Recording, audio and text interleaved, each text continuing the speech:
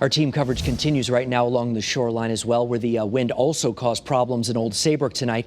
Channel 3 Eyewitness News reporter Roger Suzanin is joining us there now. Roger, so many people have a lot of cleaning up to do this weekend. Oh, Mark, you are definitely right about this. This is Trask Road here, just one of many roads in Old Saybrook where you can see there's still plenty of debris. Now, the good news here on Trask Road is that it has been completely cleared of the tree limb that crashed down here.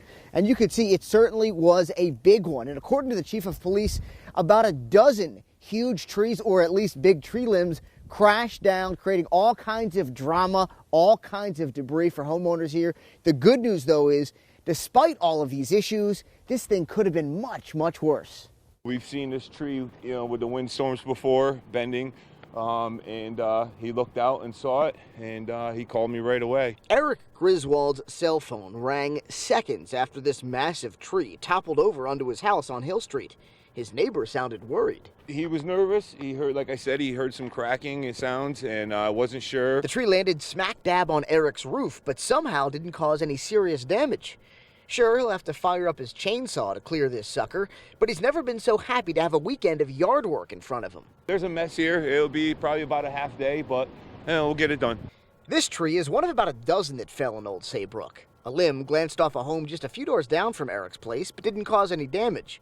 A large tree did shut down Trask Street right before rush hour, but a relatively small limb almost caused the biggest problem. The tree was right on here and onto the top of that fence. When the winds were whipping at their wildest, a limb slammed down on Janet Long's propane tank.